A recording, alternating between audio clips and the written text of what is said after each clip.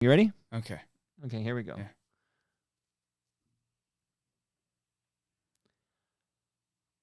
You're listening to this city's finest podcast about the city that this man loves. This is Toronto Mic'd. What up, Mike? Toronto. VK on the beat. Check. I'm in Toronto where you wanna get the city love. I'm from Toronto where you wanna get the city love. I'm in Toronto like we wanna get the city love. My city love me back for my city love. Welcome to episode 1681 of Toronto Mic'd. Proudly brought to you by Great Lakes Brewery, a fiercely independent craft brewery who believes in supporting communities, good times, and brewing amazing beer. Order online for free local home delivery in the GTA. Palma Pasta. Enjoy the taste of fresh, homemade Italian pasta and entrees from Palma Pasta in Mississauga and Oakville. Yes, we are open. An award-winning podcast from Moneris, hosted by FOTM Al Grego. Silverwax.ca. Use the promo code TorontoMike10 and save 10% at checkout. RecycleMyElectronics.ca. Committing to our planet's future means properly recycling our electronics of the past. Building Toronto Skyline, a podcast and book from Nick Iones, sponsored by Fusion Corp Construction Management Inc. And Ridley Funeral Home, pillars of the community since 1921. Joining me today, making his highly anticipated Toronto Mike debut, it's Devin Heroux. Can you say your last name for me, Devin? You're close. Heroux. Hey, everybody needs a hero. There's a Heroux. hero. That's Mariah Carey. Dun, dun, dun, dun, inside You your know what? heart. We're finally here. We're finally here. Well, we're somewhere, but say your last name for me. Heroux. I didn't do it. I don't think I was You even were close. You were I said close. Heroux. It's Heroux. I apologize Hurrah. to you. Why Hurrah. not change it, like anglicize that so it's just hero?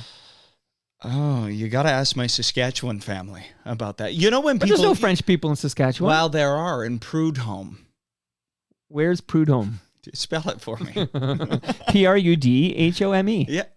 Homme. Oh, Prudhomme. I'm 0 for 2. I'm not having a good afternoon here. Devin, tell me, so this is a French part of Saskatchewan? Yeah, I think there were a lot of people French-speaking people who settled in Saskatchewan, and so Prudhomme.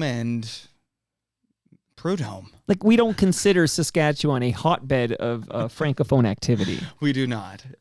Once upon a time, I was speaking French fluently. I was in France, spoke French in high school, went on a French exchange, and then had nobody to speak French with in Saskatchewan. And you lost it. I've lost because it. you were the only French speaker in the entire province. I was not in Prudhomme. We're giving a lot of love to Prudhomme today, Mike. 2 M's in Prudhomme, by the way, in case you were curious. Hey, so Devin, I'm excited to have you here. Yeah. Because I am a massive Olympics fanatic. Amazing. Like, I watch everything Yeah. in the Olympics, even events I would never consider watching, like through the rest of the 4-year cycle or whatever. Right. I'm glued to during the Olympics. Yeah. So, of course, if you're an Olympics fan in this country, you're a Devin fan. Oh, that's amazing. It's like they Thank go you. together. I love it. I love how my life, Mike, has evolved to this point where I get to be inextricably tied to the Olympics because How'd you pull that off? How'd you pull that caper off? I honestly wake up with a fear of God of what am I going to do today every single day. So I think maybe that's how I pulled it off. Do you have imposter syndrome? I do every single day. Is that right? Yeah. Because I think I got a bit of it this morning. Because, okay, so this morning at about 6:20 a.m., Yeah. I'm down here. Yeah. I'm connecting via WebEx to CNN this morning. That happened today. Yeah, today. So that was this Right. morning. Yeah. And I'm connecting, and I'm like, oh, this is like the second time in 6 weeks or something. I was the official Canadian correspondent to talk about Trump's threats to make us the 51st state, Right. and to talk about the election today. Yeah. And I have this moment of basically, and I think it's a pretty rational moment, which is, how the hell did I end up getting this call? Like, you're better to get this call. No, you are. Tell me why. Because you are perfectly situated for this moment in time because of your 1,579,000 billion. 1,681. That is That's your number. extraordinary. How did it take us so long to make this happen? Like, I feel like... Because I'm never here. Yeah. Okay. So much to discuss, but I can't get into it all yet. Like, we're going to talk about how you ended up at CBC doing this, like, amazing. Like, you have one of the greatest jobs in the world. It's really cool. Like, when was your last international trip? Well, just a few weeks ago. Where'd you go? TD Garden in Boston for the World Figure Skating Championships. Did I think my life would take me to the World Figure Skating Championships? No. But do I love figure skating? Do I love the drama of figure skating? Who won? Like, who is the male and the female? Wow.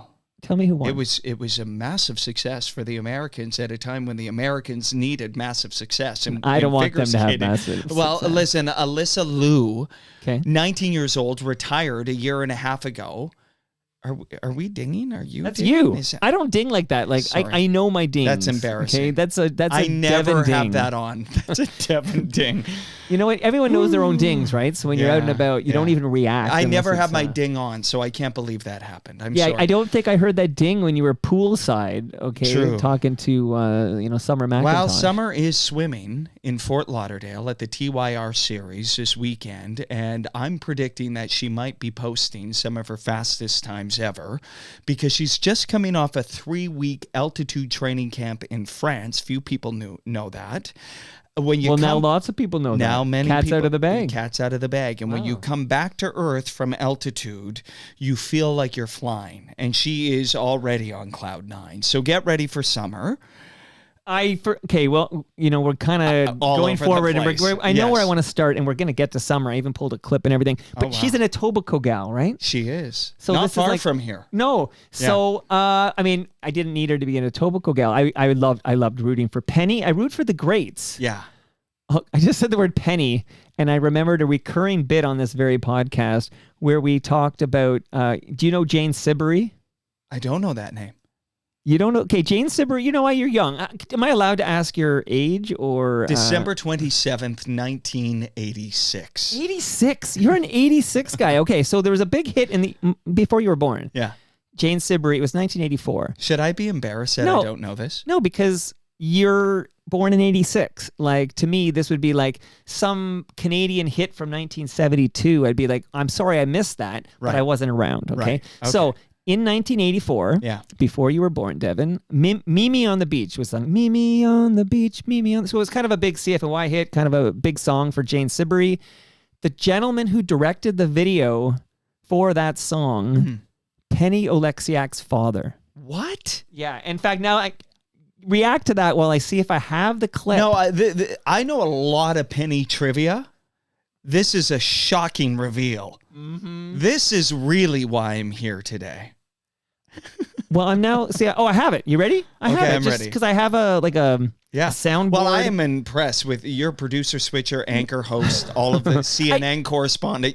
Remind me to get back to the CNN thing, okay? And then we got to talk about my shirt, and we got to talk about how significant this day is for our nation's history. Massive. And then we'll get you to Saskatchewan, Yeah. and we'll get up to date, and it's going to be like a wonderful 90 minutes or whatever. Good. But this is kind of a famous moment in Toronto Mic'd history when I had Jane Siberry on the program. So she joined me remotely. And I don't actually do that for many people, but I'm like, I want Jane Siberry. We're going to do this remotely. I wouldn't do it for you, for example. You wouldn't. No, Yeah, I'm like, no, I'll I wait know. this. I'll wait 10 years. You did. And I waited you out and I got you. I Yeah. got you. Yeah. I got you. Yeah. Okay.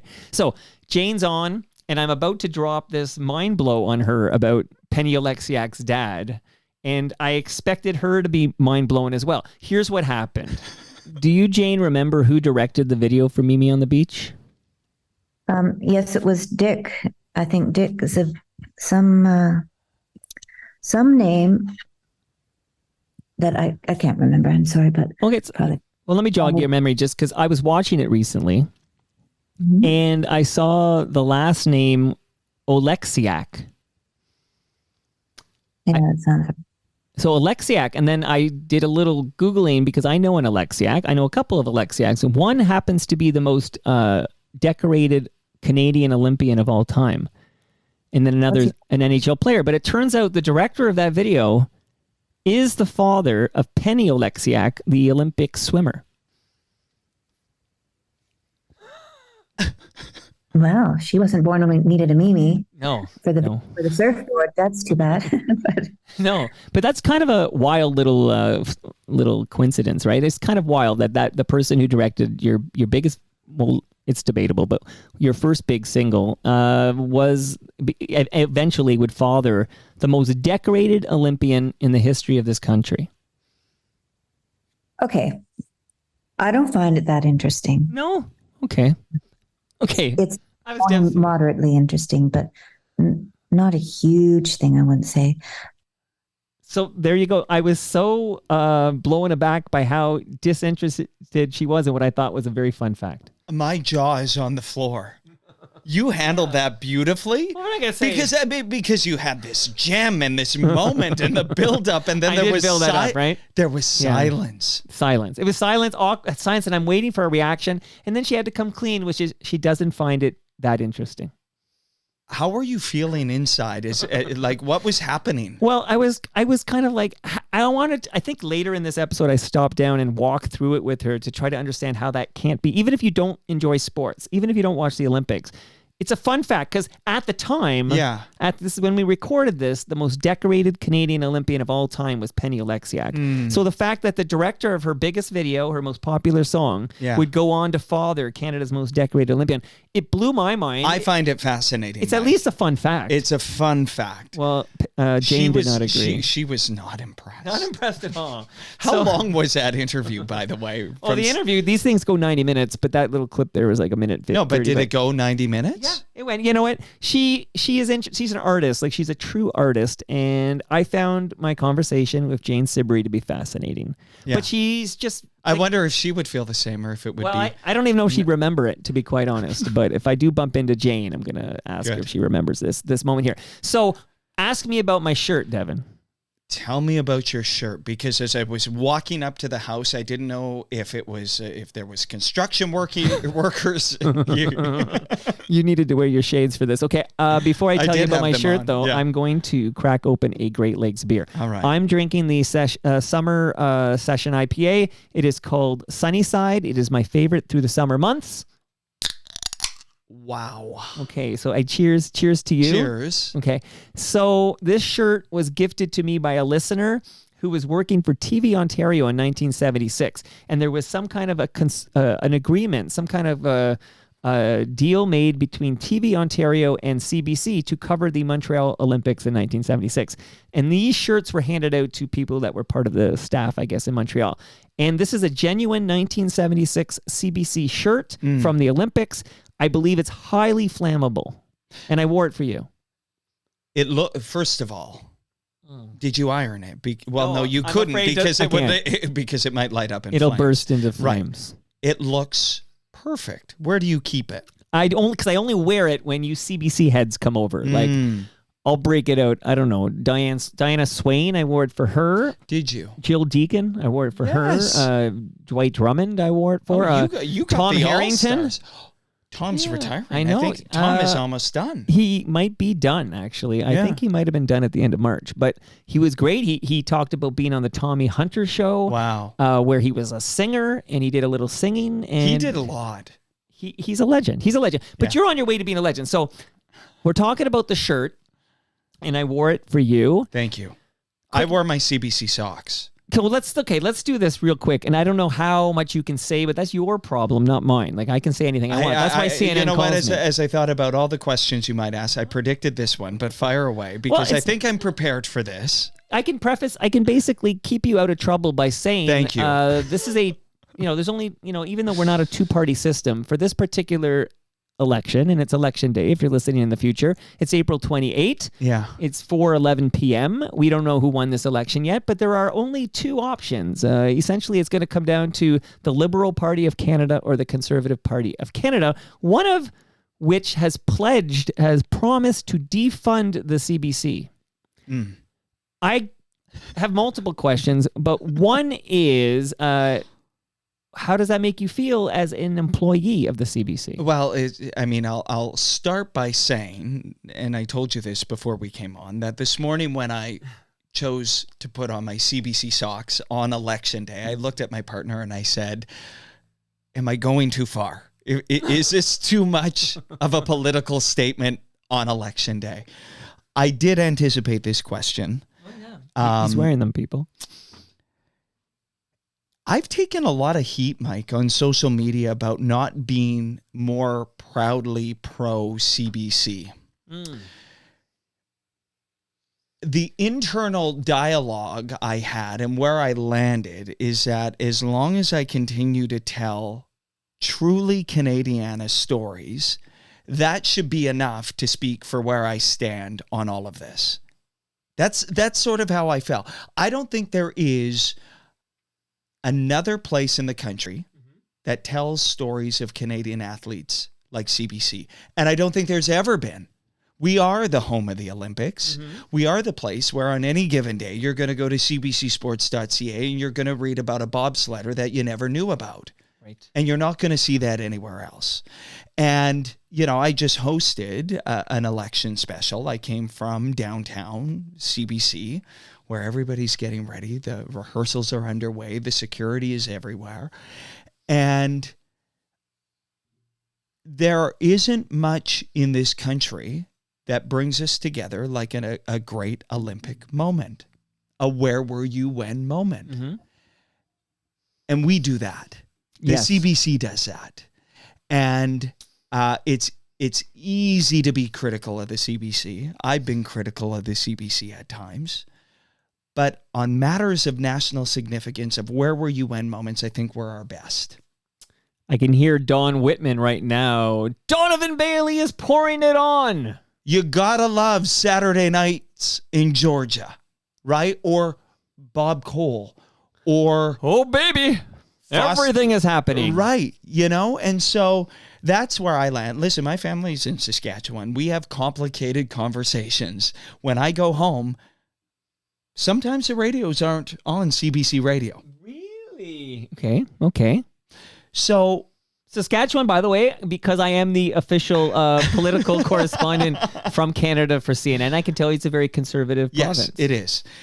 So listen, everything is in the gray area. It's always been in my life. I love dualities. I love sifting through complicated things, and I think this is one of them. But I am 10 toes down with my CBC socks on about the significance and the importance of CBC. And we'll find out how Canadians decide on that. But I think the CBC has been and always should be an important part of the fabric of our country. Well said, Devin. Now, I want to ask you about the separation, I say church and state, but no, of sports and news, okay? Sure. So you are in the sports department, but let's say you were Tom. I know he's retired now, but I'll pick on him anyway. Yeah. But you're in the news department. Would you be more careful with what is all but an endorsement for the Liberal Party of Canada? I don't think I would. And here's why. I was with news. I was in CBC News for 10 years. I started my career in news because I thought if I went straight to sports, nobody would take me seriously. I had imposter syndrome. It was like being a weather person in a newsroom. You were fluff. You lack substance. You're a sports guy. Right. And so I went to news. Although I've always loved sport, and I actually believe, contrary to what a lot of people think, that sport journalism done well is some of the most compelling journalism. And so, I worked my way through news, but I've always believed that I think why we see such a lack of trust in mainstream media today is that we don't particularly speak to the audience in a nuanced, thoughtful way. And I've always believed that if we could be honest and upfront about some of our biases, and I have many because I'm a living human being, everything I do in my life has shaped the way I approach a story. And I've always believed that if I can come into that with all of me and be honest and upfront about that, I actually believe we get further in moving the conversation forward. And I think we've failed to take a more nuanced, analytical approach where we're not blatantly saying this is where my political stripes are and this is how I feel and now I'm going to tell you what I think it is. But I think, Mike, I will talk to both sides of a story and I will sift through what might be fact and what might be fiction. And I'm here to tell you what I think it means for you. And I don't think we do that. I don't think we do it enough. So I don't think I would give you a different answer today, because I think anybody that knows I'm an employee of the CBC and I'm answering this question is probably going to know where I stand. But okay, I love what you're saying, except if you were in news, let's say Rosie Barden, okay? Let's say Neil Herland, because Harrington's retired, Herland not retired. Great FOTM. Herland and I worked in Calgary together. I didn't know that. Yeah. Okay, have you talked to him since you booked this or no? You haven't talked to him? No, I haven't. Okay, he's actually supposed to come back this June. So Neil, if you're listening, you're supposed to come back this June. He promised to come back in June to kick out the Pride jams for Pride Month. Okay. Like this is a Neil Herland pledge to kick. Apparently he loves the clubs and the jams. Yes, everything like that. That doesn't surprise me. But if you're a news reader or a news host at CBC, you can't have this presumed bias because it will taint the reporting.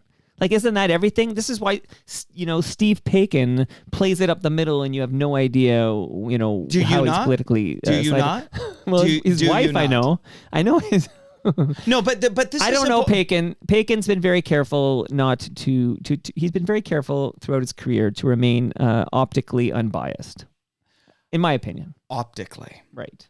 But I think anybody who knows these people know their thoughts, and so you're actually hammering home my point. Okay.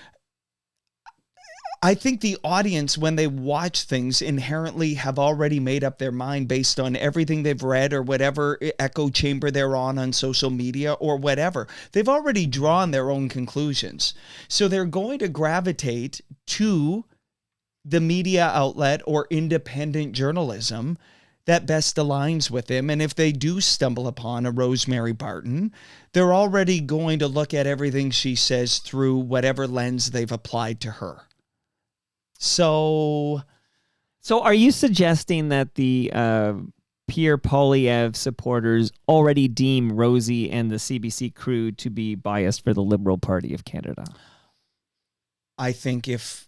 I'm trying to get you in trouble here, Devin. How am I doing? I know you are. I'm not. It gets easier. Don't worry. I'm not afraid of these conversations. Okay. I think if you go on social media, and I'm scouring social media all the time, not because I'm doom scrolling, because I actually like to see where people are at. And I think to answer your question, if you go and you look at the comments, I think there's a resounding answer that yes, people fundamentally believe that the CBC is a mouthpiece of the government, and that Rosemary, with everything that has developed in her career, would be aligned in that way. And I'm not here to put judgment or analyze any of that. I just think people already... The landscape has changed, Mike, to a point where you don't sit down with your dinner set at 6 p.m. and what happens on your TV is the only way you're getting the news. Everybody is their own producer, consumer. They cultivate their own experience. But being in the sports department does give you a little leeway in this regard, I think. I've had many a sports journalist who has called it the toy department. And yeah, there are important stories. There's inspiring stories. I love sports. I think the toy department people are the beat writers of old. They're the old guard. Shout out to Steve Simmons. They're the old guard. Should I leave it there? Okay, they're the old list. guard. I can be spicy. They're the people who looked at me as a gay man and walked into NHL locker rooms and went, who the hell is this guy? And why is he asking a question that might make somebody feel something? Because we don't do that here. Well, that is spicy. So did you feel yes. some homophobia. Oh, absolutely. My goodness. Yes. So, can you elaborate? Give me some names. No, you don't give me names. But and how many of them are FOTMs? Because I'll talk to them. Right. I'll talk to them. No, I got like zero tolerance on this. You have no idea. I have always said, I've always found it interesting when I go into some of these bigger pro events, and if I never cover another pro event or pro sport in my career, I'll be very happy with that. It's all smoke and mirrors. It's all make believe, and nobody is really speaking honestly. Let's just be real about that. Right.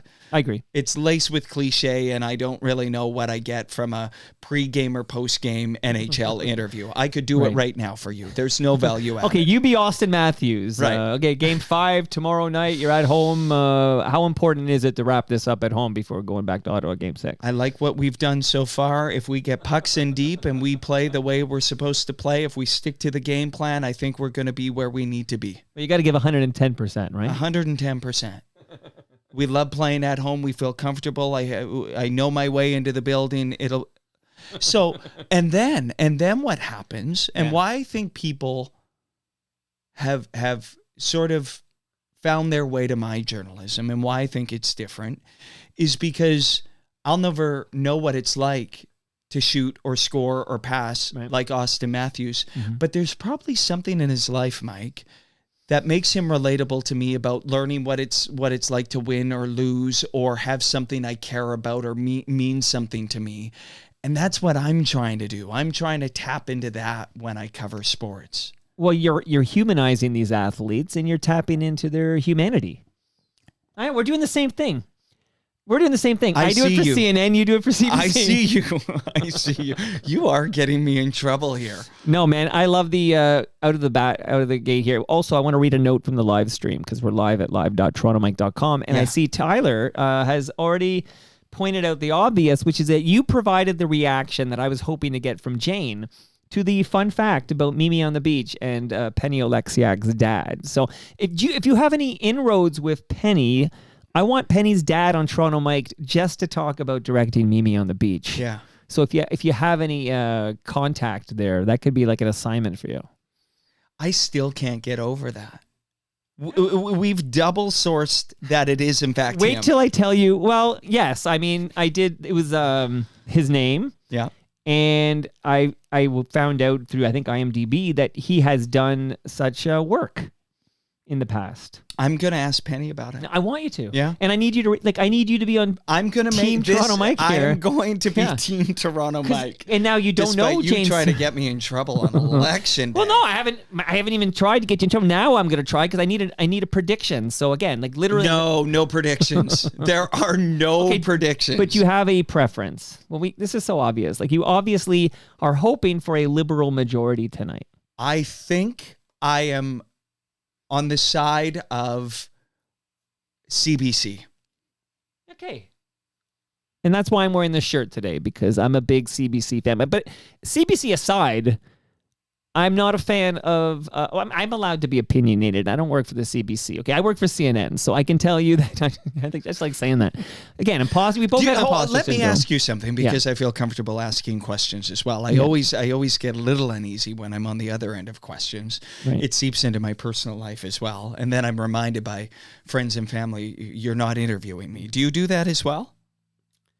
Do I interview family members and stuff? Yeah, where a normal conversation becomes somewhat of an interrogation. Because I've done this thousands of times, usually 90 minutes or so at a time, and I'm very good at knowing what I want to get and how to build the blocks. I know you are. So I know, for example, I into can't ask you about homophobia in the NHL dressing room in the first 2 minutes. We need to develop a bit of rapport. 7 minutes. I need 7 minutes before we go there. Okay, but let me ask you. When you are representing the country on CNN, do you feel like you have to be a more charged up version of yourself? No. In fact, if you go to torontomike.com, I posted the YouTube clip because I get the video. Yeah. You can watch me, and I didn't get much time. I think I got three minutes and change or something. That's a lot of real estate on CNN. I don't know. I had 4.5 minutes last month, so I feel like they're stripping my time. Next time I'm on, it'll be 60 seconds, and then they'll just have me wave, and then Audie will say hello. What did you say? Cole's notes. Okay, so that's... What's your prediction? prediction for tonight. What do you hope happens? I hope, and my prediction is that there will be a majority government for Mark Carney in the Liberal Party of Canada. And you believe a majority? Yeah. I believe it on a couple of fronts. I guess it's not just wishful thinking. I believe that what's going to make that happen is the almost complete collapse of the NDP. So True. Traditionally, we had a very strong, third party, if you will, and would, if you were left of Conservative Party, you had some going Green, you had NDP, you had Liberal Party. It's so completely collapsed this particular election where it's almost as if all Canadians decided to vote on one single issue. Yeah. Who is best to stand up to the American president regarding these threats to make us the 51st state and these tariffs? Who do you want? Yeah. Do you want Poilievre there or do you want Mark Carney there? And I think a whole whack of traditional NDP voters are like, this is too important. I'm voting for Mark Carney this time. Yep. I agree with everything you just said. And then I look province by province. So my wife is from Alberta. And you're from Saskatchewan, so those two provinces are very blue. Very. But and my daughter's in Montreal, and we have a lot of chats about what's going on there. But if you go east of Montreal, east of Quebec, very liberal, very liberal, very not a lot of seats. Very pro CBC. Yes. You go to Newfoundland and Labrador. If you work for the CBC, you are a literal rock star. On the rock. On the rock. I see what you know what? This is why you got that gig, man. We're aligned. If you're ever sick or something and you need somebody to chat up Summer at the side of the pool, just let me know, okay? So now Quebec, yes, there's still some block votes going on there, but it's going to be pretty heavy Liberal because when you think about it, right? Because we say, I'm old enough to remember when Quebec wanted to separate from Canada. It was freaking close, that referendum. I'm old enough to remember that vividly. Yeah. But what would be worse for Quebec? The deal they have now with Canada, where they have the language rights and all this, or be in the 51st state where it's like, sorry, bro, this is an English province now. I'm telling you, things are better in Canada than in America, and they know it. And I think Quebec will come out and vote Liberal. Do you think the post by Trump this morning, doubling down on the 51st state, do you think that did that help the Liberal cause? Big time. Huge. I think I put on Blue Sky that, or somewhere I put that Carney should send Trump flowers. Like, really, honestly, it helps immensely because he's basically saying, vote for Poilievre and become the 51st state. Free defense, all this gobbledygook nonsense. That's very, very unpopular here. So let's get to Ontario, okay? Okay. Where do you live? Toronto? Toronto. Okay. Well, when I'm here. Where do you vote? Toronto?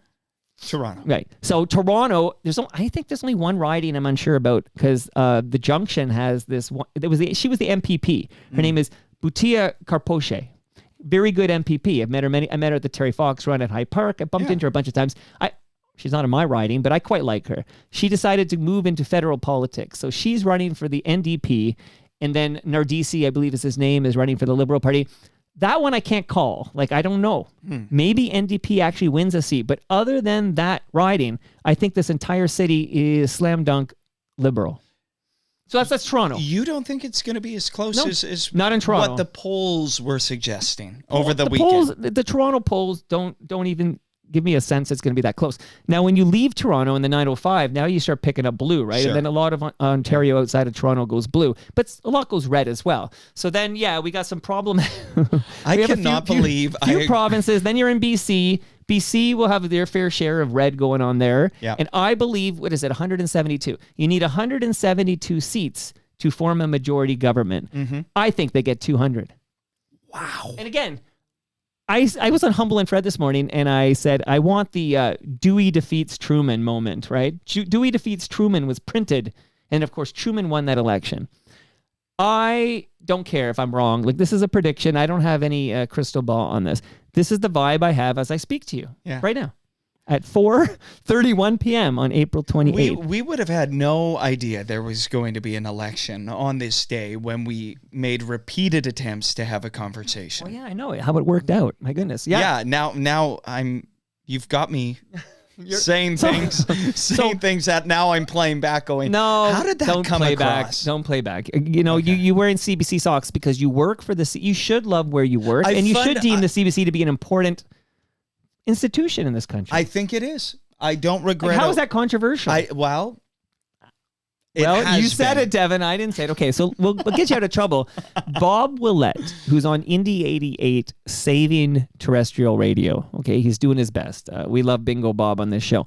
Bob Willett says, I love Devin. He has no idea who I am, but he answered a random tweet of mine to him. So Bob says he loved the fact you replied to his tweet. Oh, that's fantastic.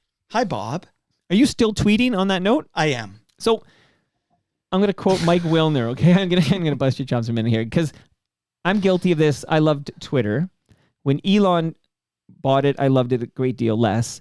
And when Trump was reelected for a second term in November, I basically it became a cesspool. I just couldn't stand Twitter, but I still kind of pasted my Blue Sky stuff there. Yeah. Until I sat down here with Mike Wilner. Do you know Mike Wilner?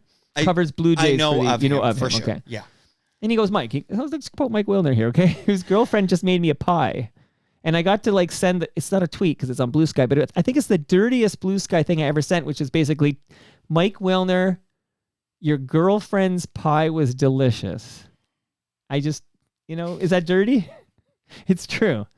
His girlfriend's pie is delicious. Okay, you're smart to stay quiet on this one. Okay, so Mike Wilner said, hey, Mike, let's pretend there was a bar that you love to go to and drink your Great Lakes beer. I'm like, yeah, I like this bar. Let's say a Nazi bought the bar. Do you still go to that bar? And I said, no, fuck no, I'll find another bar. And he goes, then why are you posting on Twitter? I posted one more to say I'm out, and I never posted again. Yeah, I mean, that was a gut punch.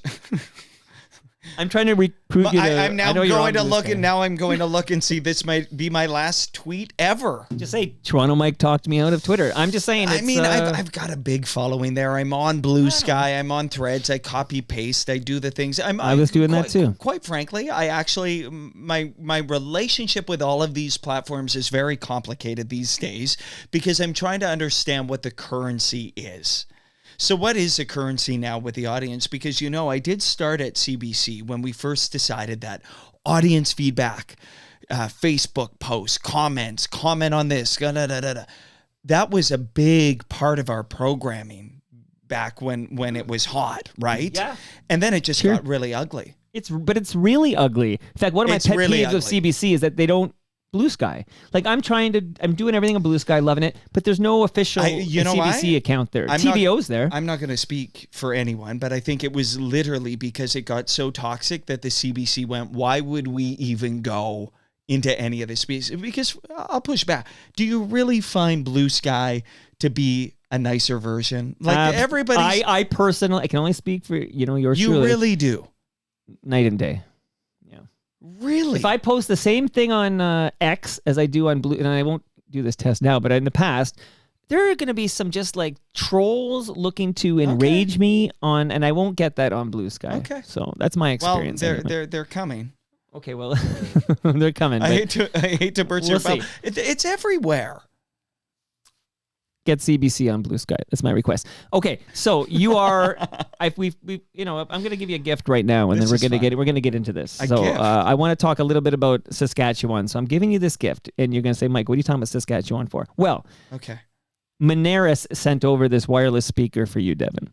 This is fantastic. But it's not free of charge. You have to subscribe and listen to Yes, We Are Open, which is an award-winning podcast from Moneris, hosted by Al Grego. In this latest season 8, Al went to Regina. He went to Regina. I know he's a Toronto guy. He's not. He works in Toronto. He's up in Holland's Landing or something like that. Impeccable timing that he went to Regina when I'm here. But he's back now. He's back now. He recorded. He came back. He's dropping these episodes now. I have a lovely note about the new episode. Okay, yes. Al visited Tracy, I'm going to butcher this last name, Tracy Bosch, the owner of Zippity Zoom Toys in Regina. Mm-hmm. Tracy shares the inspiring story of how she started the toy store in 2009, juggling a newborn and a new business, and she talks about the evolution of the store, her background in retail, and her passion for toys. So you can hear that episode of Yes, We Are Open. Enjoy that wireless speaker, Devin. Awesome. Can you say a few words about Regina? So you're a Saskatooner, right? Oh, this is a lot of booby traps here when you got a Saskatoon Regina, person talking about Regina. Tell me about Regina. You're gonna have me I've never drinking been. this craft beer by the end of this. Well, it's there for you. You're taking that craft beer home with you. Thank you, Great Lakes Brewery. Thank you.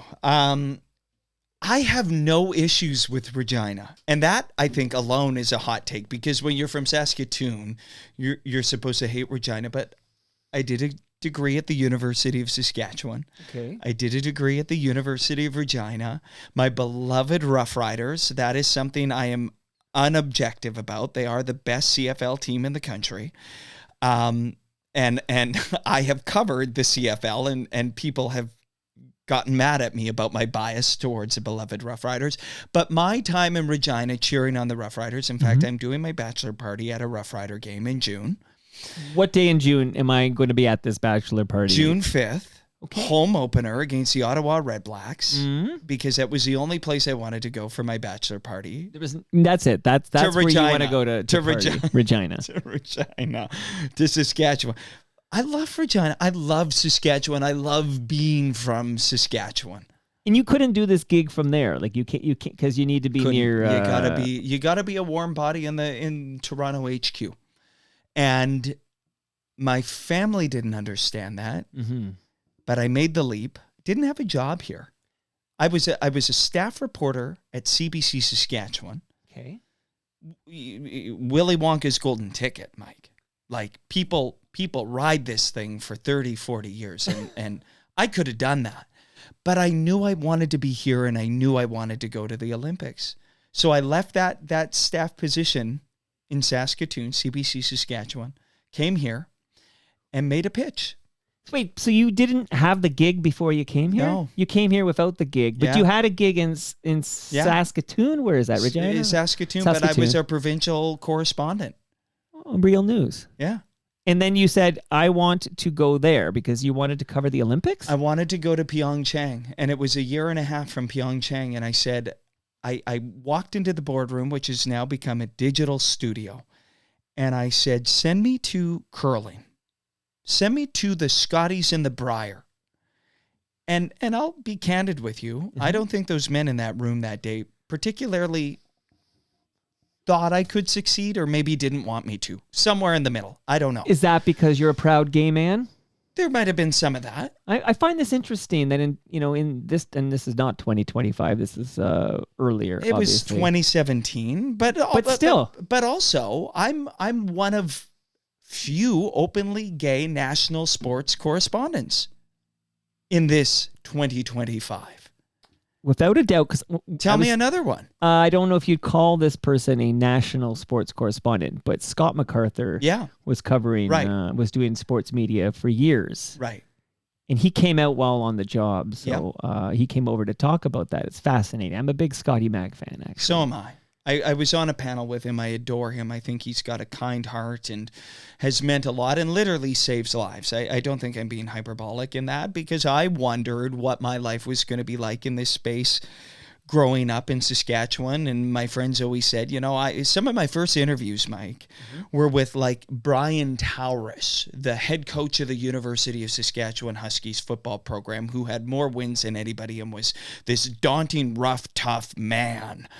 And I had to find my voice, and I had to figure out who I was, and I was chameleon-like in all of these different spaces.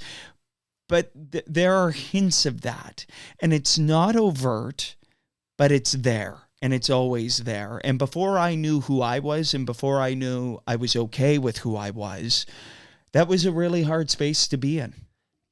I'm hearing you talk, and I'm wondering, is there another openly gay man covering sports in this country? I don't think so.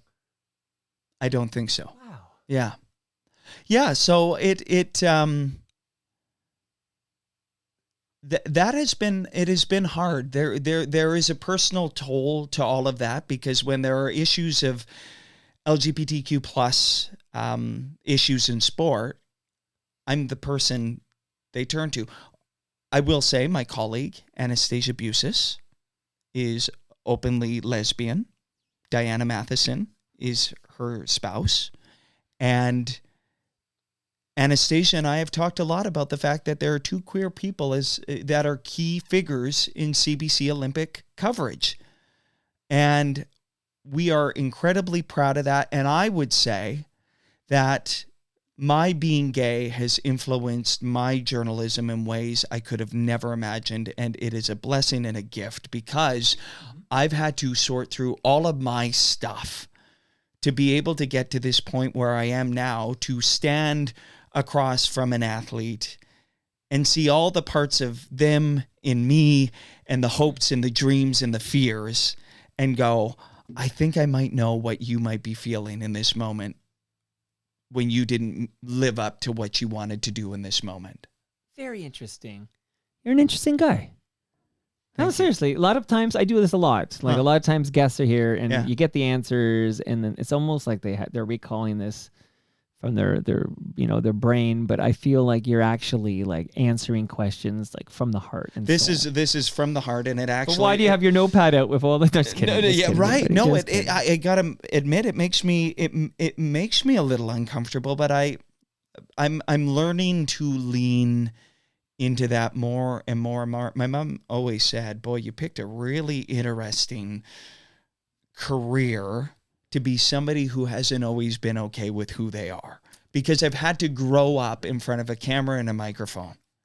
And do you think, now again, I'm going to be one of those Toronto assholes who makes assumptions here, but I would think it's easier to grow up a gay boy in Toronto than it is in Saskatchewan. Yeah, I think it's why so many of us leave. I mean, my plight is a very similar plight for a lot of gay men who grow up in Saskatchewan, because the gay bar I went to in Saskatoon called Divas, the only way you could get there is through a back alley that was sort of obscure and hidden, right? Like out of sight, out of mind. And so, yeah, it is. I mean, I've had experiences where homophobic slurs have been hurled my way on the streets of Saskatoon. Wow. I'm not saying that can't happen in any other place in the country, but there is much more of a community. Mike, I can tell you the first time walking down Davie Street in Vancouver and Church Street in Toronto, when at a time when maybe some people question these areas in cities, villages, gay villages. When I was 18, 19 years old, that was a safe space for me. It was, in a way that I never saw in Saskatoon.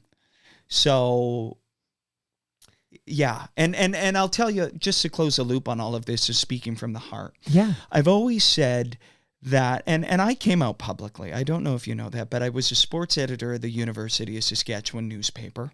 Okay. And I wrote a coming out article as the editor. That was my... So you're young. You're going to university. I was 18 years old. Had just turned 18. And you came out in an article or a column or whatever you wrote in Publish. The Sheaf newspaper, longest. So why did you decide to do that? Because, and it's the same reason why I speak about it on right now to you, is because if there was one person out there that read that went, oh my God, there's somebody like me out there, and I'm not in this alone, then it was worth it. And I received a lot of hate mail, because that was at a time when people were still writing letters. That was 2007. And, but I also got a lot of notes. I got a note from a guy whose dad was an RCMP, and he didn't want to tell his dad about his being gay, and he told his dad, and they started to build a relationship in the wake of that article. And I still have people to this day who come up to me and thank me for that article all these years later. You only need to hear one story like that to validate everything, and that be so glad you did that. Yeah. Right? Just one story like that. Because people will see a reflection of themselves in you. I hope they do. And I hope that it can be an entry point to have a conversation, because my family in Saskatoon, I'm making them sound out to be a bunch of hicks. They're not. Oh, that's a university town, okay? My first wife was from Saskatoon. Yes. There's not hicks in Saskatoon. It is a bumpin' city. Shout out to John Diefenbaker. Exactly. And I give my family a lot of credit, and I would say that we have all been on a journey together, And I am so proud of how open-minded they've become and how much they've challenged some of their limiting thoughts through my experiences. Love to hear that. Yeah. Love to hear that. Oh gosh, man. So I'm now reminded quickly of a story, and then we're going to get back to your career arc here. But her name is Ariana. Transgender woman. She's an FOTM. You're, by the way, an FOTM. That means friend of Toronto Mike. You're now in this esteemed club, Devin. You're an FOTM. Finally. It took us, but I think it took us years to put this together. I don't know. I feel like I've been working on Devin forever. I'm like, I'd watch the Olympics and I want that guy. And then I'd write a note and it's like, oh, I'm going to be in Japan. Then I'm going to be in China. I don't know. You're all over the map here. And it's like, I don't know how to get this guy. It's been a long time coming. But here you go. But Ariana, I remember her story in that she heard or she read about Scott MacArthur. And she reached out to Scott about, because Ariana was covering the Blue Jays for a digital platform. Can't remember the name of it right now. But she talked to Scott, who gave her the courage to come out because she was afraid she would not be accepted by the baseball fans as a transgender woman. And really, so you being yourself is creating, I don't want to say a blueprint, but it's a path for, there's a young gay man who wants to go into either as an athlete or as a journalist, wants to be in the world of sports. And because you did it, they will now feel that they can do it too. Thank you, Mike. I believe that. I really do. And to the young, I think about the kids, and to the young people, I've always said there is a massive place in sport for you. There absolutely is. And I just think about how many times I went into scrums when I wasn't okay with who I was, and I wanted to shrink. I wanted to be small. I wanted to be invisible. And that was such a hard time. I dressed differently. I acted differently. And I thought about how it affected my performance as a journalist, in my ability to do the job. And then I think about athletes and I go, wait a second, if athletes can't be authentic in the field of play, there has to be a performance metric in not being able to show up at the field of play and being their authentic selves. And I think that if I can actually be somebody that they speak to in a post-competition conversation, it might affect their performance. And weirdly enough, because I'm not objective when it comes to our Canadian athletes, I'm such a proud supporter of them. Right. I am with them in Paris and Pyeongchang and Tokyo. I am with them. And when they come to speak to me, I want them to feel seen and supported and feel like in that moment they can be all of who they are. And I actually believe in Paris something changed. And I think athletes felt like they could do that. And I think they were all watching each other. And I think what we're doing collectively is making this ecosystem where people can show up. And I think Canadian athletes might just perform better because of it. I'm convinced of that. Okay, love my, I know I produce a podcast for Donovan Bailey. That's why I shouted out Don Whitman earlier, because every episode we have the anchor leg where I play that call. Yeah. So it's like tattooed in my brain, but love the Canadian athletes. Just as I said off the top, love the Olympics. Partly of that Paris, if I may, is that even as a spectator, there was something about having to go through the pandemic and then come out the other side where I feel like so much was suppressed. So much of what we love about the Olympics was suppressed during the pandemic. And then in Paris, we were post-pandemic. And what a party. Yeah. It was a party. Right. And it's Paris, for God's sakes, right?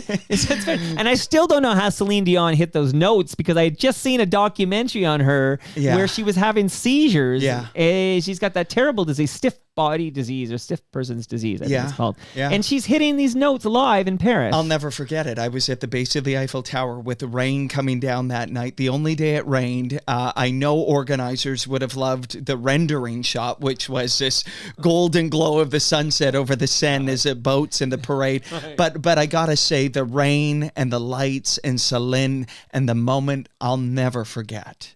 Never. It's like when Prince did the halftime show at the Super Bowl and the rains came down for Purple Rain. Yes. Okay, this is all scripted, you know. It is universal. It is celestial. It is greater than us, Mike.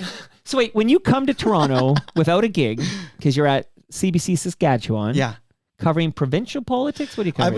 I was our beat man. I covered the biggest story, the top story of the day, just like I did at CBC Calgary, live at 5, 5:30, 6, and 11 o'clock for 3 years, every single day on breaking news. And that was after, because I guess I want to get you to Toronto, but I don't want to miss anything interesting. So 2012 to 2015, Calgary. And that's where you meet Neil Herland? Yes. We were doing nights. He was doing radio. I'm Neil Herland. I do an impression of his CBC updates. I'm Neil Herland. Neil and I had wonderful times in the newsroom at night. Some massive stories. Listen, when I was in Calgary, I covered the floods. I was in High River every single day for a month. There were some horrific stories. I'll never forget a story. Nathan O'Brien, a 5-year-old who was with his grandparents, they were killed in the middle of the night. I covered this manhunt and search for them for about a month.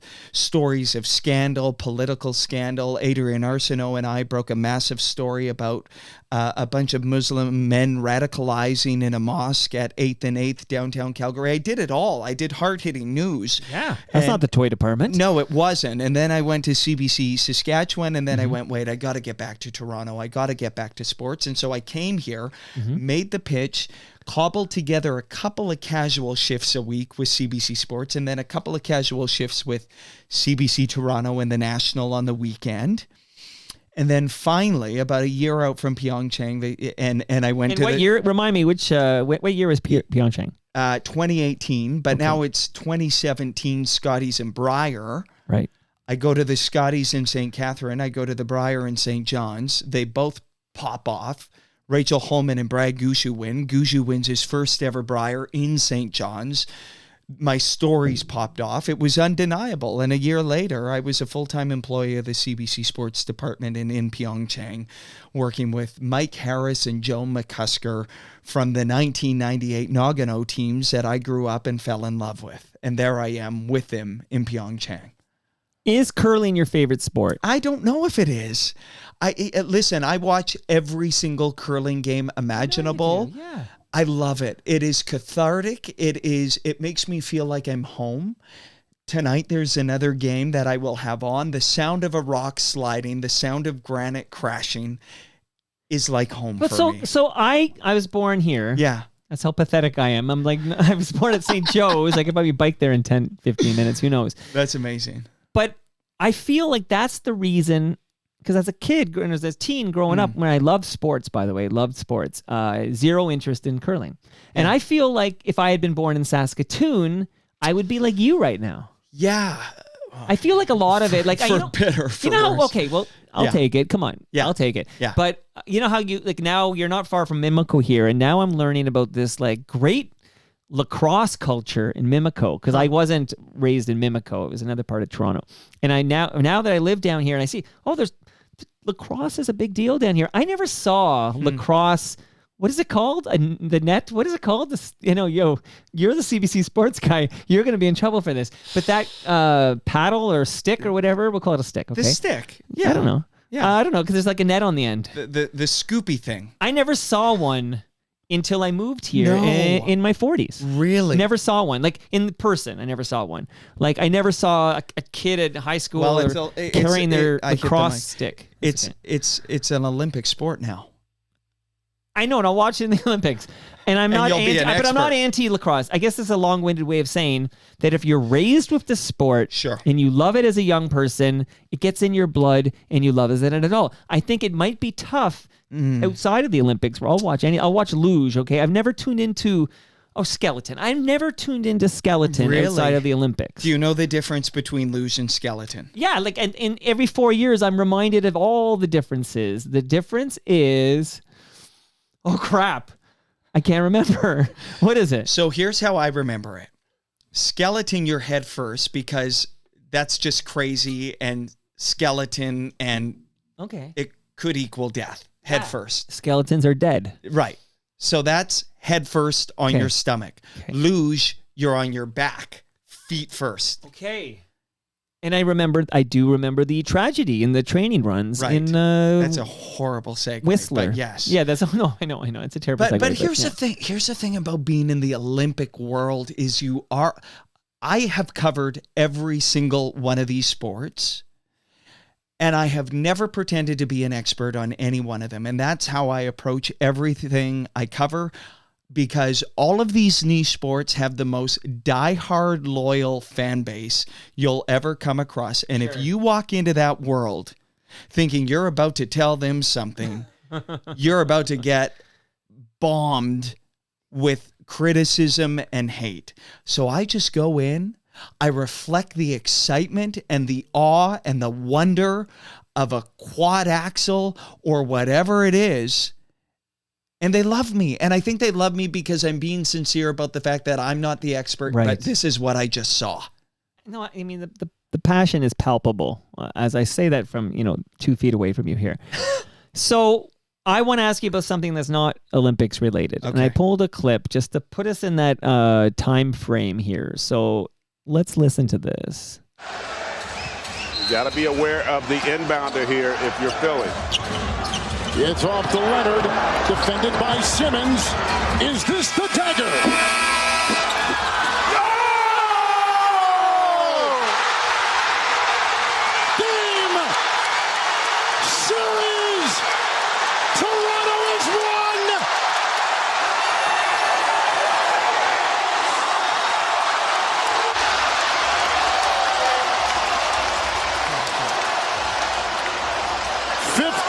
Fourth-quarter points by Kawhi Leonard. And the game winner, 41 points.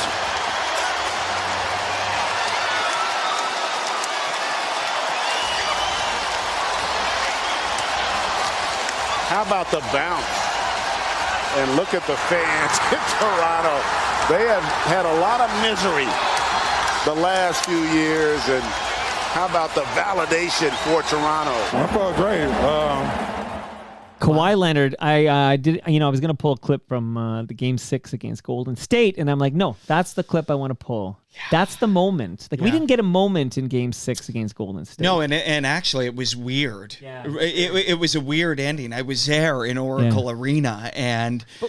So you covered the Raptors 2019 championship run. And guess what? I wasn't at that game. You know what? That's amazing. You're not at the Toronto game 7, second round. How come you weren't there? I wasn't there. I was in Saskatoon. I actually think that... Get out of my basement. I think that... Get out of here. I know. But I was at every other game after that. Okay. Partly because I think, like any Raptors fan, we were all waiting maybe for it not to go the right way. And finally, the ball bounced... the right way. Now, and again, reminding the listenership that we're tied when he takes that shot. We're not losing. No. Because it would have went to overtime. We would have won. You know what? What I will say, that was the pivotal moment, of course. But I also think the second pivotal moment and the moment allowed... Can I guess? Game 3 against the Bucks. Yes. 100% You are so on point. I loved that team, firstly. So you're covering that team. We're going to talk about you being at Game 6 in a moment here. But I went to... So the first game against Orlando, we lose. Yeah. And everybody's going, oh, here we go again. My son's a big my son's a big Raptor fan. And we were both like, oh, we're Raptoring again, even with Kawhi for this 1 year. Oh, my goodness. Yeah, but we never win Game 1. But Game 2. Yeah. I was lucky enough to score 2 tickets to the, I guess it was Air Canada Center at the time in 2019, right? Anyways, I got 2 tickets. I can't remember, actually, when they turned into... Scotia. I think, is it? Okay, 2019, okay. Yeah. So I get 2 tickets to see that, and we blow them out, and then the rest is history. But you're right. We win that. That clip I just played of the 4-bouncer, which I bought a T-shirt with the 4-bouncer on it. I love that moment in Raptor history. That's the moment. Kawhi Leonard 4-bouncer to eliminate Philly in round 2. But you're right. We lose the first 2 games against the Bucks. To the Bucks. And if we go down 3-0, it's done. over. None of it happens. And what do you remember about, were you at Game 3? I was. Okay. And Kawhi, if people remember correctly, was hobbled. He was hobbled. Yeah. He had played so many minutes, but he literally took that team on his back in not only late in the fourth quarter, but the first overtime, Yeah. and then the second overtime. Yep. And if he doesn't do what he does, it's over. Yep. It's over. And It's that over. was the turning point for the entire thing. And I remember vividly, so that double overtime win in Game 3, Yeah. which what a must-win game, and what an effort by Kawhi and to win in 2 overtime. So close. It crushed the Bucks. They were done after that. They knew it. They knew it. The very next morning, I had Mark Hebscher here for Hebsy on Sports. Yeah. And then as he left, Leo Rowdens came by. Amazing. The very next morning, he had a coffee in his hand. He was kind of blurry-eyed. It was a very late night, as you can imagine. Yeah. And we were talking about that Game 3. And then because now we can talk with this wonderful hindsight that we win the NBA championship. Spoiler alert. You're going to tell us about Game 6 in a moment being there. But that Game 3 against the Bucks, that was the most important. I mean, that was everything. You had to win that Game 3, and it was double overtime, and we just pulled it out. It was as close as the Raptors were for it all crumbling. I always felt like they were going to beat Philly, whether it was the bounce around winner or overtime. I always felt that was a foregone conclusion. I didn't feel that way about the Bucks, and they were hanging on the cliff from it all evaporating. And then they win 4 straight. And then they take on the mighty Warriors. The mighty hobbled Warriors. Sure.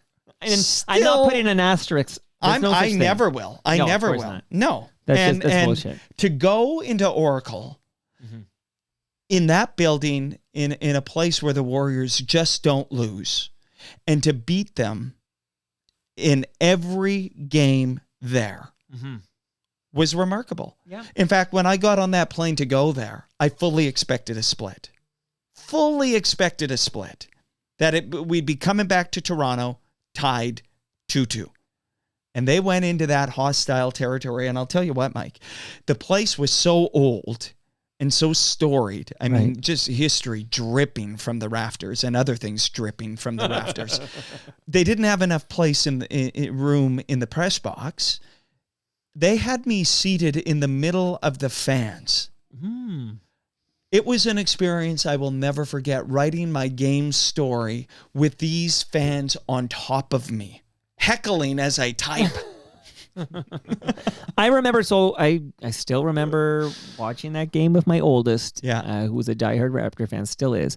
And I remember we didn't get that moment. You know, when you win a championship and you have a moment? It wasn't. There wasn't. It was weird. What happened again? There was a... They called somebody a violation of some sort. Yeah. And so there was like one of those things like where it was over, but it wasn't over. And we had to play out reset the clock. Yeah. And then they throw the ball in the air. Right. And no, it was weird. And so then in the middle of the stands, I have to make my way down to the locker room.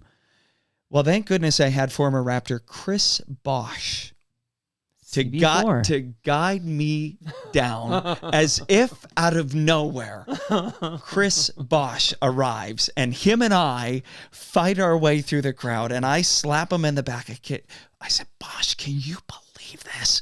He was so happy. It was such a beautiful moment to share in Oracle, making our way through these fans as he bodied his way through and made room for me to the locker room. Wow. And then the crowd and the anthem and the party in the locker room and champagne and cigars. And then for us in Toronto, that parade, and we've been deprived of a major parade since 93. That parade was bonkers. I went to the Lakeshore side. Yeah.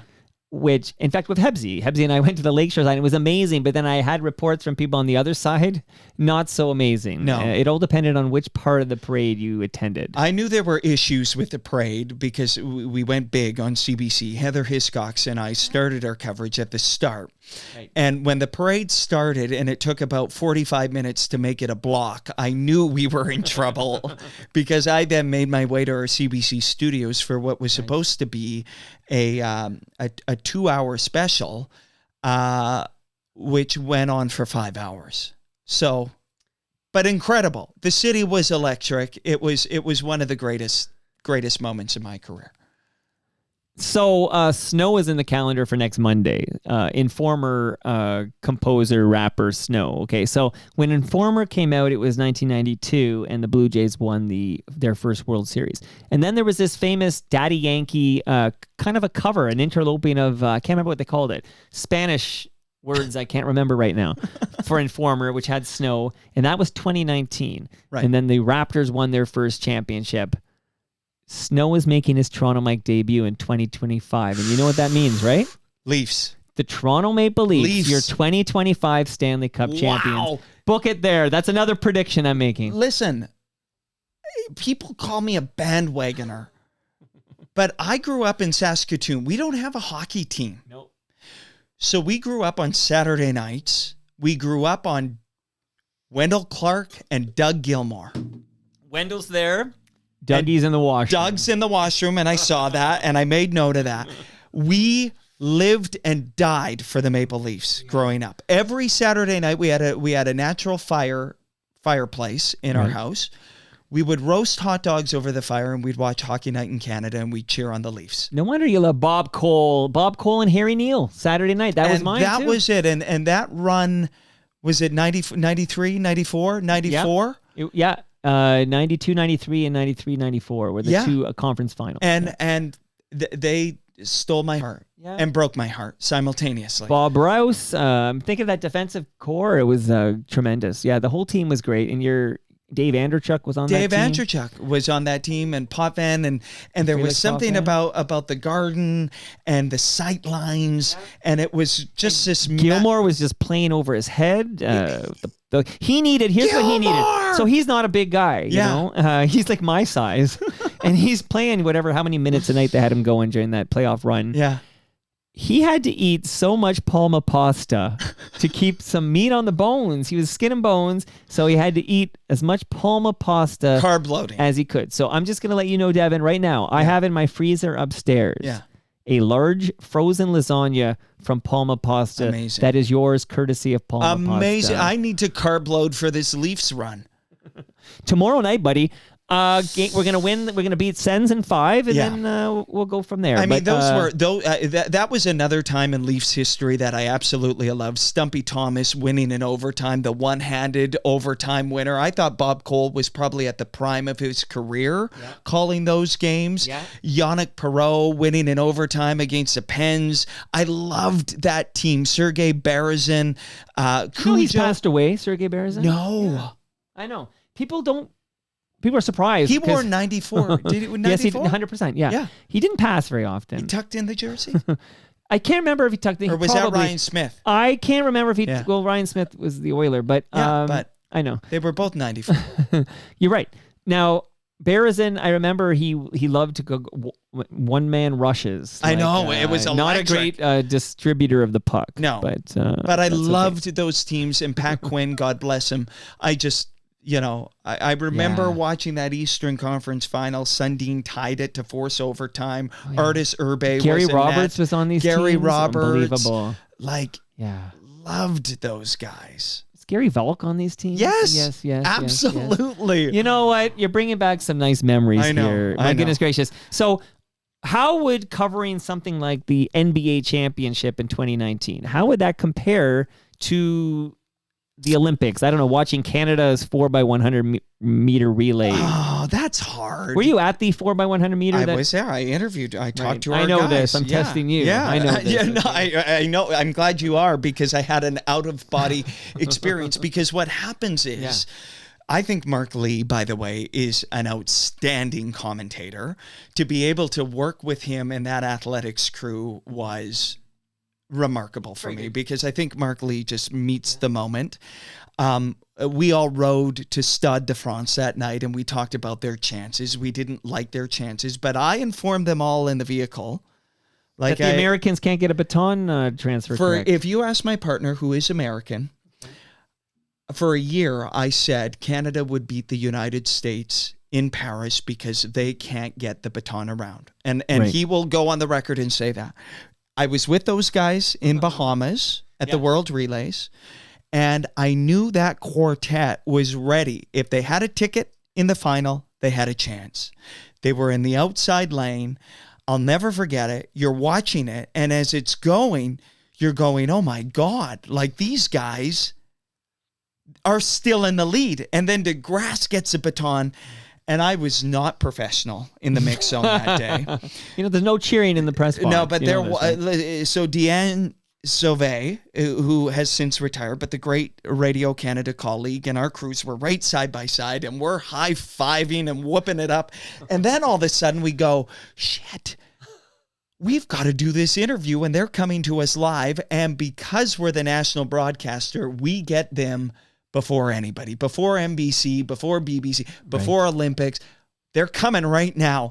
And I'll tell you, Mike, it took every fiber of my being to compose myself, because really all I wanted to do was just scream and high-five them all. No, you're like Joe Bowen, right? Bless you, boys! I just wanted to, like, my heart is pounding. I'm so proud-chested.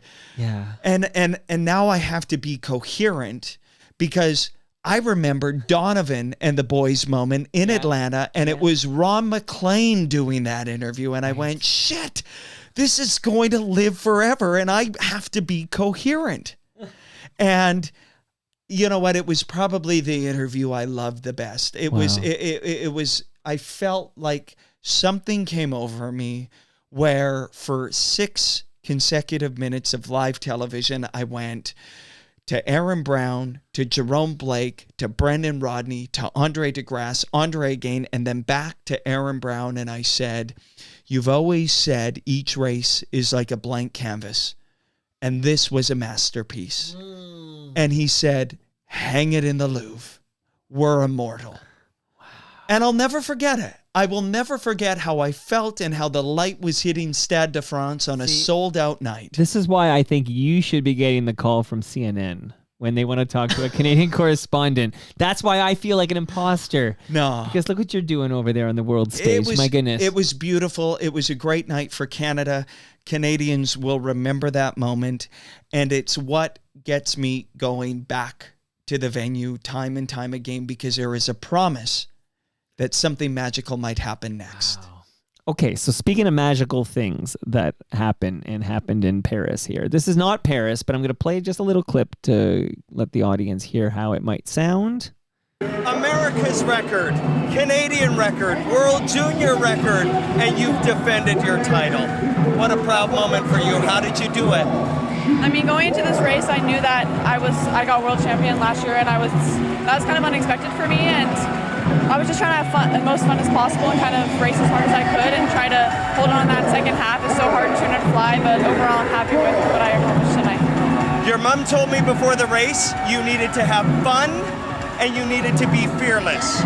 Were you both of those in this race? Yeah, for sure. I think 200 fly is all about being fearless. It's probably one of the toughest events there is, but at the same time, if you manage the first half well, then you know that you'll be strong in the second half. You just got to trust your training, and I think I accomplished that tonight.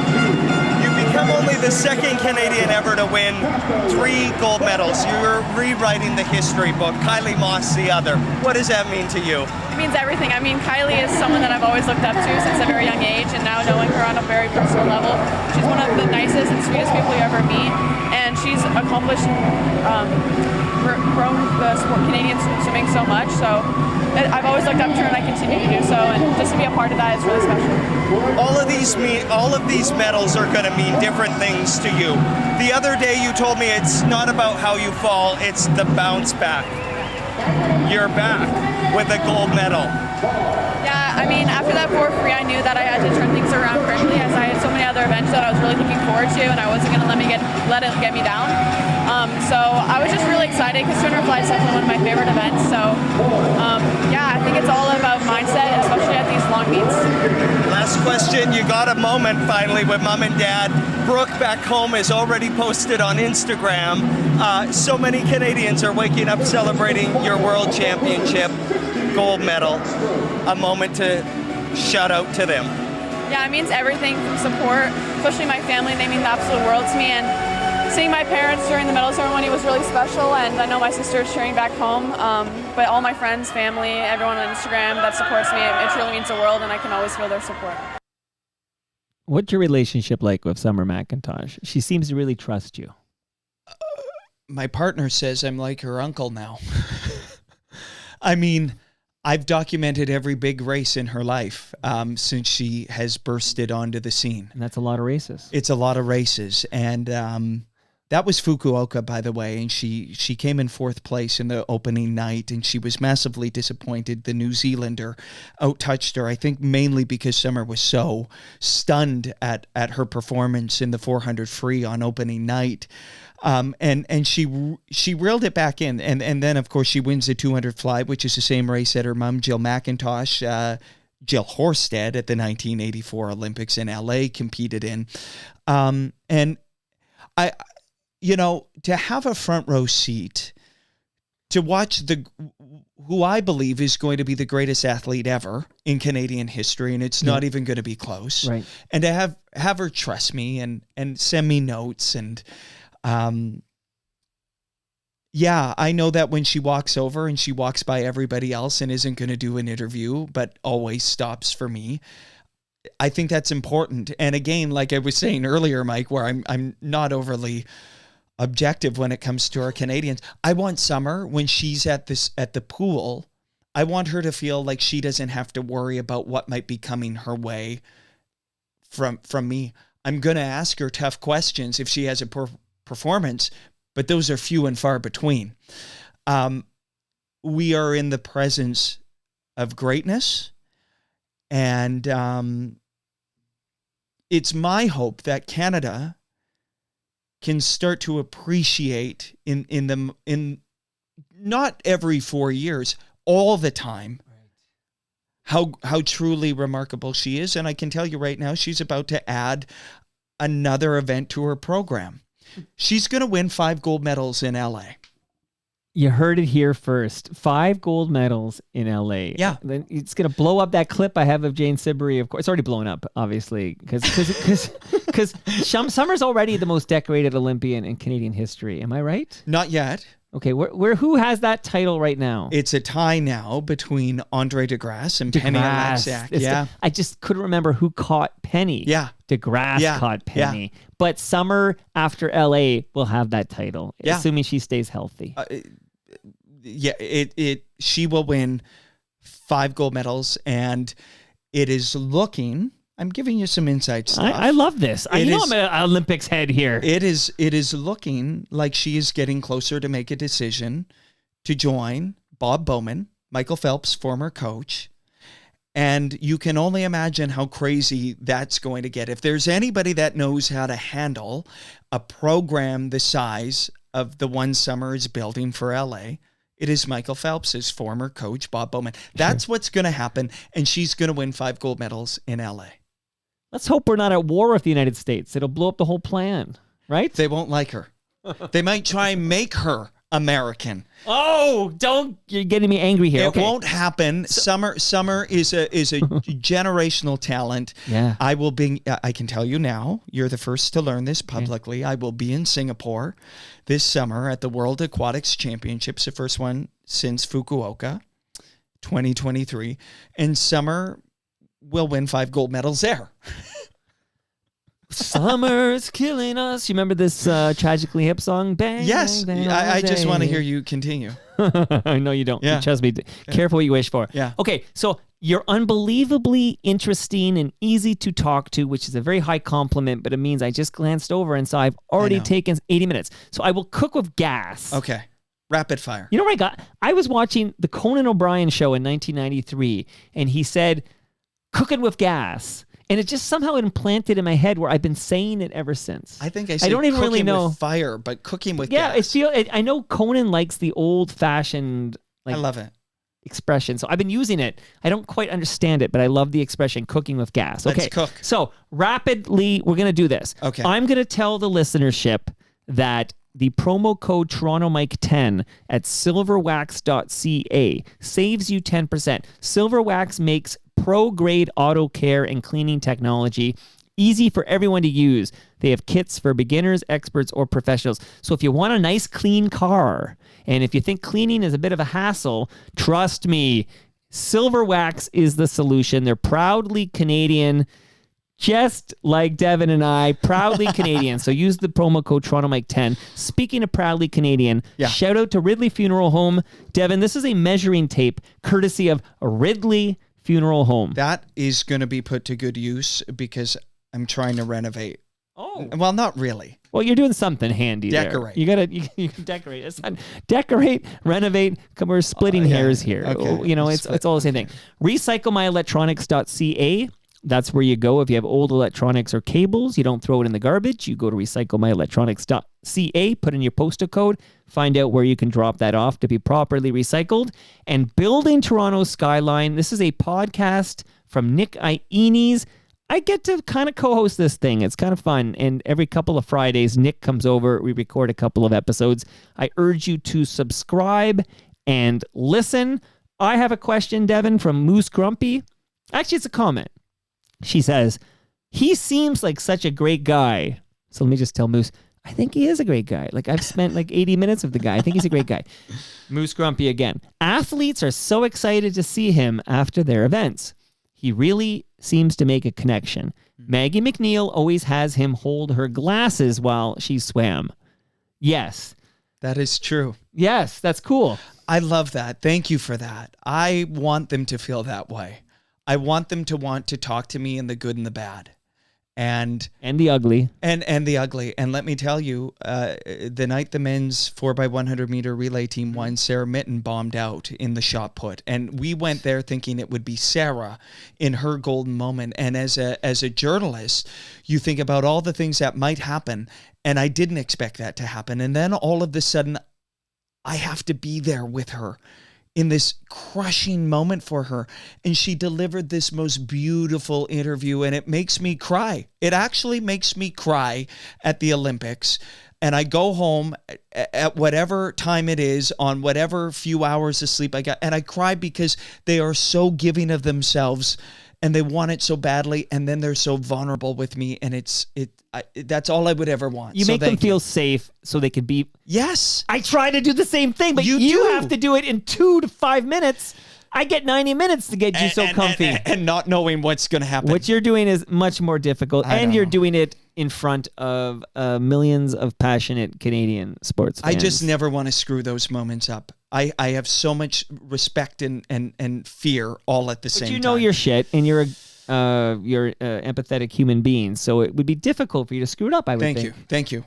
That's what prepared. I lean on. That's prepared. I try to be prepared. You came to the right place. I'm here to pump your tires. Thank you. Mike from K-Dub wrote in, the way Devin provides a voice and a spotlight for our amateur athletes is an example of the CBC's important role in telling Canada's story.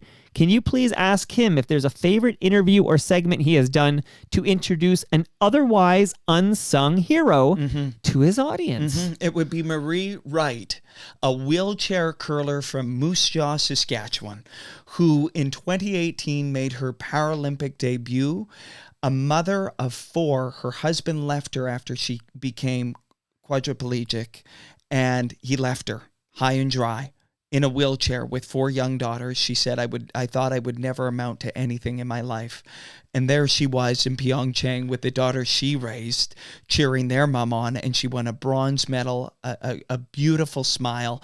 And she's an example of somebody I think Canadians should know.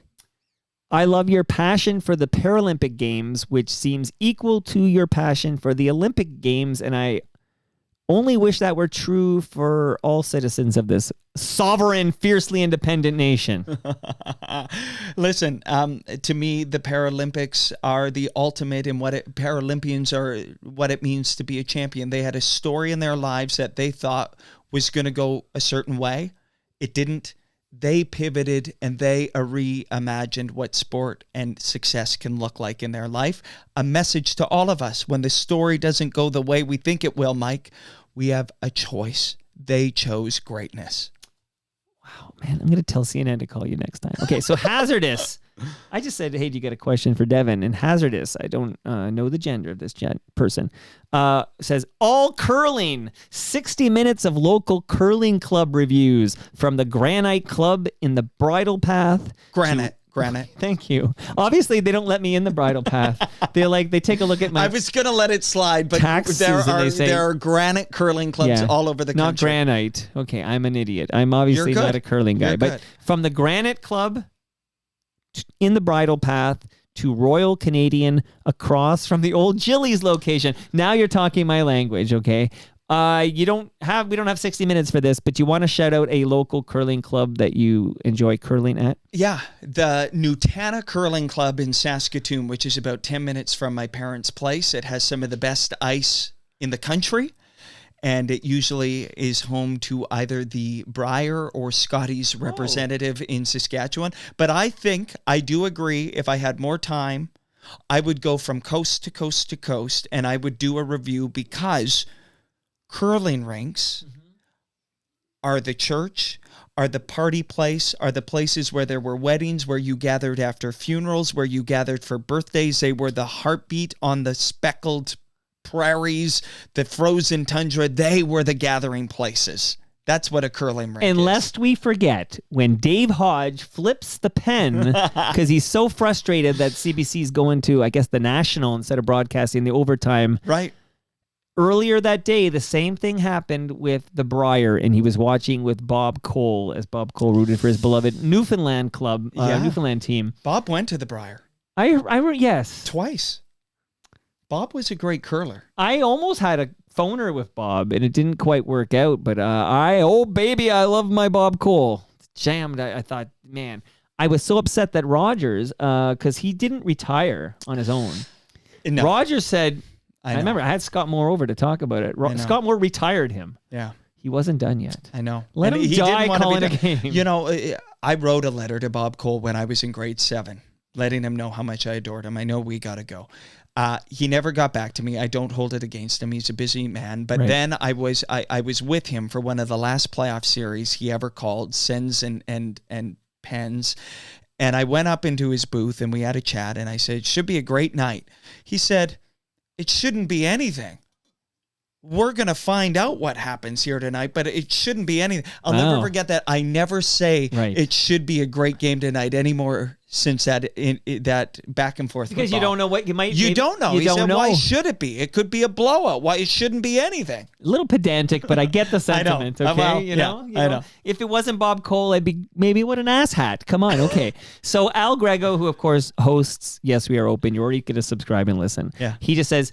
Tell Devin I got a private tour of Mosaic Stadium. Amazing. And it was impressive. It is. It is our cathedral on the prairies. Out of that prairie dirt rose this gathering place for diehard Rider fans. I'm so glad you got there. It's, of course, where I'll be at for my bachelor party. Yeah, we're going to close with a little bit about that. Absolutely. I'm going to ask you again. We're going to go back to you being a proud gay man because... Yes. I mean this as an ally. Thank you. When the NHL had, they would have, was it Pride Night? Pride Night. Yeah. Thank you. I knew. I was trying to remember. Do they play a special? I was trying to remember what. Do they wear special uniforms? I couldn't quite. Was it just in warm-ups? They had. Well, it was sometimes it was warm-ups. Right. Some people didn't want to wear it. Some people did. Well, that's okay. So that's where I'm going. Yeah. I was a big James Reimer fan. Yeah. Okay. I had a T-shirt, Optimus Rhyme, that I wore with great pride. We had a 4-1 lead in that Game 7, but we won't talk about that. Right. Okay? Wow. But I love James Reimer. Just loved him, even though, it didn't work out for that Leafs team. But okay. Reimer, on religious grounds, refused to participate in Pride Night because it was against his religion. So, as an ally, I was so pissed. I threw out the T-shirt. I never wore the Optimus Rhyme shirt again. I'm not touching this fucking T-shirt. How did you... Because you talked earlier, but I said get off X or something. You said it's like a punch to the gut. What's it like when you learn that James Reimer's not even going to don a jersey in support? Yeah. It's hard. And you know what? Even Ivan Provorov from the Flyers, there was all of that. And then John Tortorella went and made space for him and made it okay. It is hard. It is really hard. And you know what? It has been challenging to be an openly proud gay sports reporter. I get a lot of hate mail. I get a lot of awful DMs in all of my social platforms and emails. And yet, we march on. we march on because there were many, many, many before me that had a much harder road than I have today. And so I am heartened and emboldened to go forward, to know that I believe we're going to be on the right side of history, but it is hard and it affects me. It affects my mental health. And depending on where I'm at emotionally, Mike, depends on how much I'm able to engage in that. And it can help because statistically speaking, there are gay men playing NHL hockey today. Yeah, oh, for sure.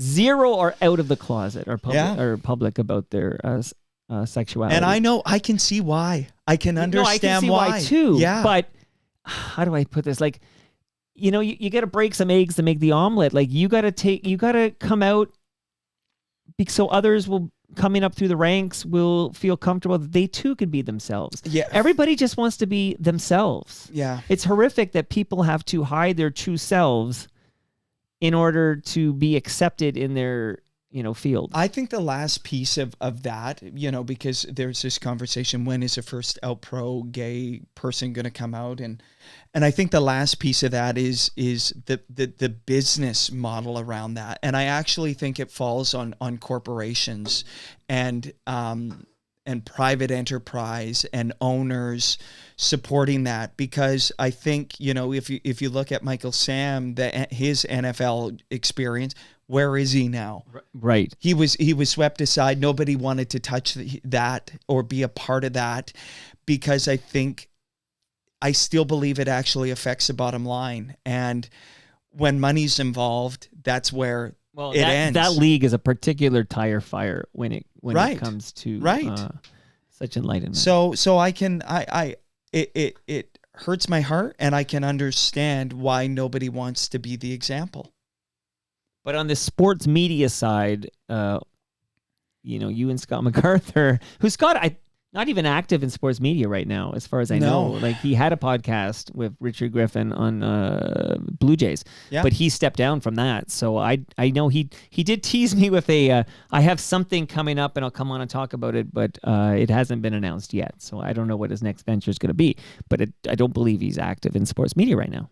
So you're the only Canadian gay man, openly gay man, to be reporting on sports in this country, as far as I know. And I'm not going anywhere. You're not going anywhere. Okay, so you are going somewhere. We're going to kick you out soon. I know, it's election night, We're almost done. Okay, last. So I just had Andrew Scott on. He's the drummer for Sloan. Okay. And Banjo Dunk, who's a great FOTM himself, was telling me that he played hockey for a decade with Andrew Scott and only heard him say 2 sentences in the entire decade. And he couldn't believe I got 90 minutes out of him. So I'm just curious, because we heard how open Summer is with you. Like, she was so open in talking to you. Have you ever had that athlete after their performance that basically you were like trying to squeeze lemon out of that juice? Like, weren't very talkative? No.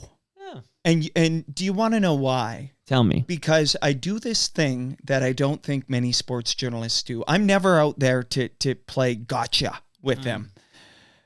When I can see that an athlete might give me a 1 or 2 word answer, before we go on the air, I say, do you want a minute? I think you want a minute. And I let them just take a breath. And I go, I know you're disappointed.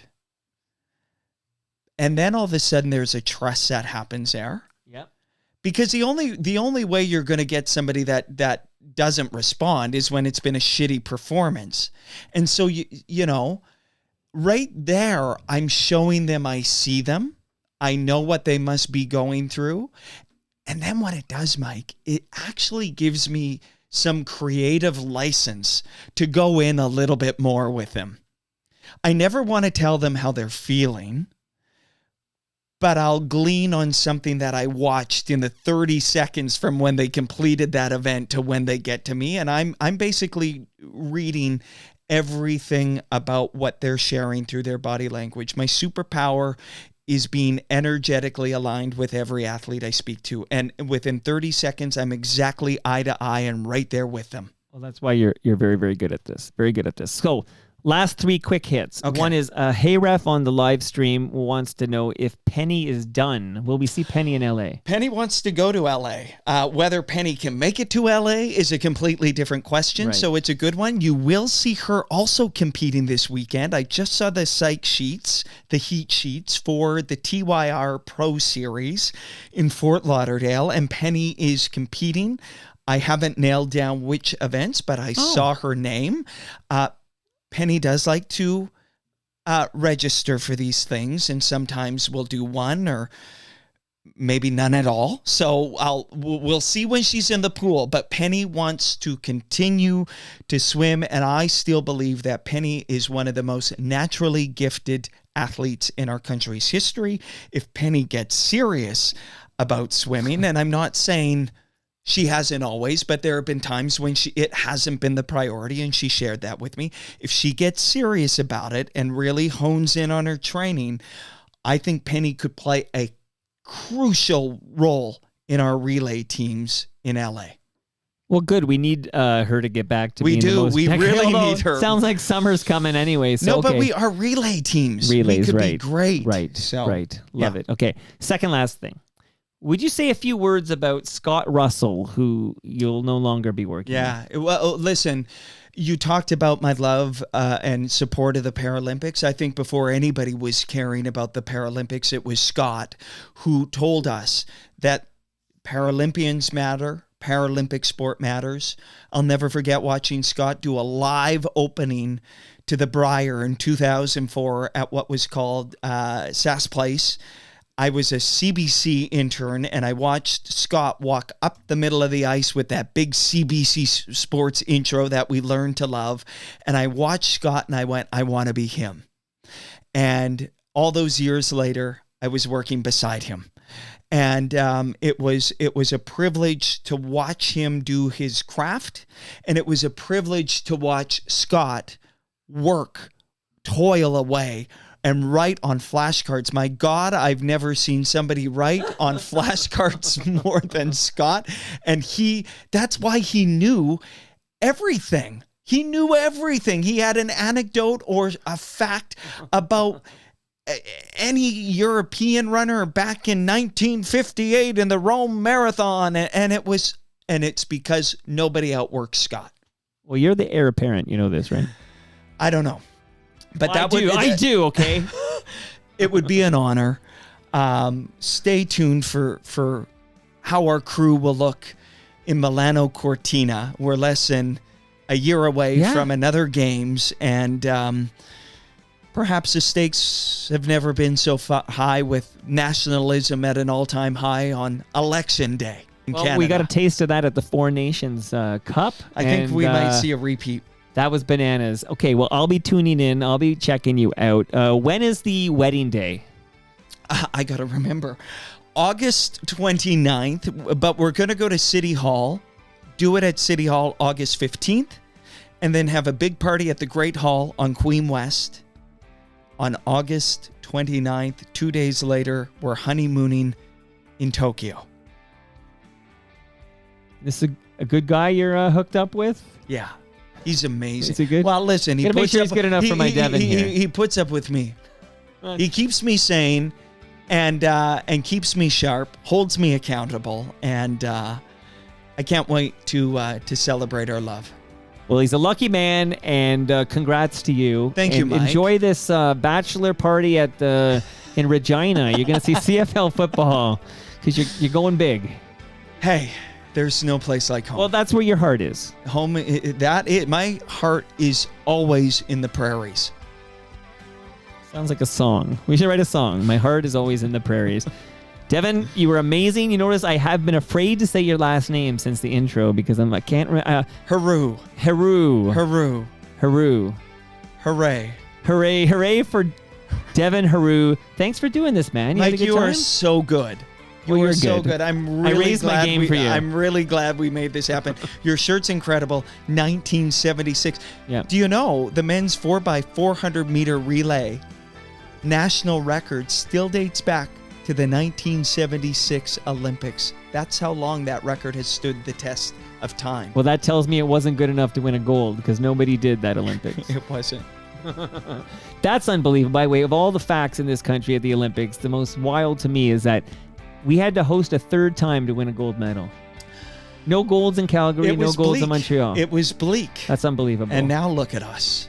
Now we're world beaters. I think we are becoming a summer sporting nation more than we are a winter sporting nation. That's my hot take.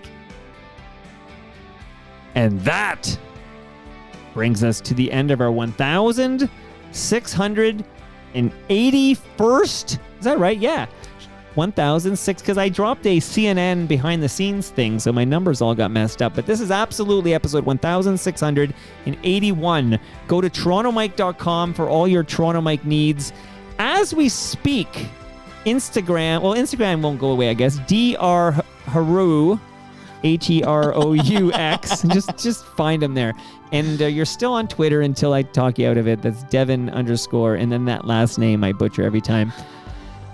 Thanks to all who made this possible. That's Great Lakes Brewery. That's Palma Pasta. That's Moneris. That's Silver Wax. That's recyclemyelectronics.ca. That's Building Toronto Skyline. That's Ridley Funeral Home. See you all Wednesday when my special guest is CHFI radio veteran Paul Fisher. See you all then.